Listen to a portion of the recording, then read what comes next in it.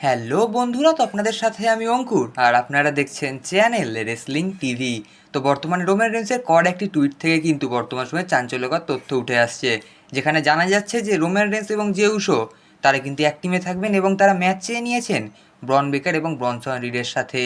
আমরা কিন্তু জানি যে রোমান রেন্স মানডে নাইট র এপিসোডে রিটার্ন করে এবং এমন সময় রিটার্ন করে যেখানে কিন্তু জে উসো এবং সিএম পাঙ্কের দরকার ছিল তাকে।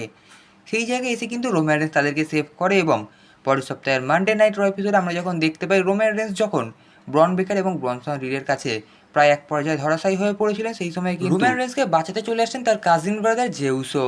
এবং এই সমস্ত কিছুর ওপর ভিত্তি করেই রোমান রেন্স অফিসিয়ালভাবেই একটি টুইট করেছেন, যেখানে তিনি কিন্তু জেউসো সম্পর্কে বলেছেন যে তিনি একটিমাত্র সুযোগ চান জেউসোর থেকে, যেখানে তিনি কিন্তু প্রমাণ করে দেবেন যে তিনি আসল ট্রাইবাল চিফ এবং তিনি তার পরিবারের সঙ্গে কতটা লয়াল।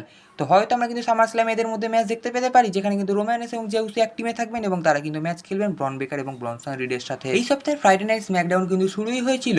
আমরা জানি বর্তমান সময়ে আমরা হারিয়েছি হাল্ক হগানকে। হাল্ক হগানের শোক পালনের মাধ্যমে কিন্তু এই সপ্তাহে ফ্রাইডে নাইট স্ম্যাকডাউন শুরু হয়।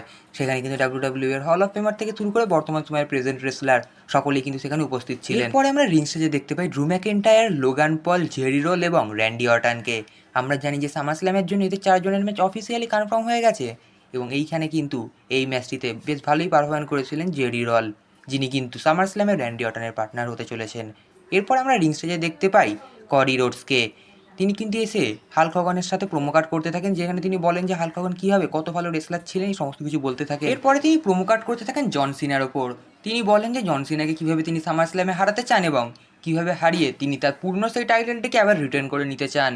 এরপর আমরা একটি ম্যাচ দেখতে পাই যেখানে মুখোমুখি হয়েছিলেন জেকব ফাতু এবং দামি। ম্যাচটি কিন্তু শুরু থেকে শেষ পর্যন্ত ভালোই ছিল, কারণ জেকব ফাতু বর্তমান সময় ডাব্লিউডাব্লিউ তাকে যেভাবে পুশ দিচ্ছে এবং মিসকে তো আপনারা বরাবরই চিনে থাকেন। তবে ম্যাচটি কিন্তু এক পর্যায়ে আমরা দেখতে পাই সেখানে কিন্তু আবার ব্লাড লাইন আগমন করেন এবং ব্লাড লাইন এসে কিন্তু সেখানে জেকব ফাতুর উপর অ্যাটাক করে দেয়, যার ফলে জেকব ফাতু কিছুটা ডিস্ট্র্যাক্টেড হয়। কিন্তু তারপরেও ম্যাচটিতে জয় তুলে নিয়েছিলেন জেকব ফাতুই। ব্লাড লাইনের এরকম আক্রমণের বিরুদ্ধে কিন্তু সেখানে রুখে দাঁড়ানোর জন্য জেকব ফাতুকে সাহায্য করতে চলে আসেন জিমি উসো। তবে জিমি উসো একা আর কতটাই বা কী করবে। সেখানে কিন্তু জিমি উসো আসার পরে সেখানে কিন্তু জেকব ফাতুর ওপর এবং জিমি উসোর ওপর দুজনেভাবেই অ্যাটাক করে দেয় ব্লাড লাইন টিম। এবং তারপরে কিন্তু ম্যাচটিতে আমরা দেখতে পাই একদম শেষে সামোয়া স্পাইক দেয় সোলো সিকো এবং এইভাবে কিন্তু ম্যাচটি শেষ হয়ে যায়। এরপর এই সপ্তাহে স্ম্যাকডাউনের একেবারে মেন ইভেন্টে কিন্তু আমরা দেখতে পাই রে ফিনিক্স এবং অ্যান্ড্রানে মুখোমুখি হয়েছিলেন হোয়াইট সিক্সের বিরুদ্ধে। ম্যাচটি কিন্তু শুরু থেকে শেষ পর্যন্ত খুব ভালোই ছিল, কারণ ম্যাচটি কিন্তু দেখে বোঝা যাচ্ছিল না যে ম্যাচটিতে কে জয়লাভ করতে পারে। যেহেতু সামার স্ল্যামে এদের মধ্যে একটি ম্যাচ কনফার্ম হয়ে গেছে, তাই কিন্তু ডাব্লিউডাব্লিউ মূলত আগে থেকে একটু ট্রেলার দেওয়ার জন্য আমাদেরকে এই ম্যাচটি দিয়েছিলেন এই সপ্তাহের মেন ইভেন্টে।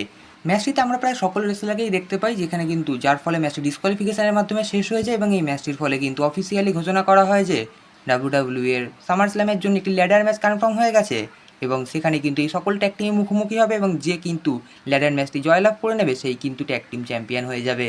তো এই ছিল আজকে ডাব্লিউডাব্লিউ এর সমস্ত কিছু নিয়ে আপডেট। ভিডিও ভালো লাগলে অবশ্যই লাইক, কমেন্ট, শেয়ার এবং সাবস্ক্রাইব করতে ভুলবেন না। ধন্যবাদ।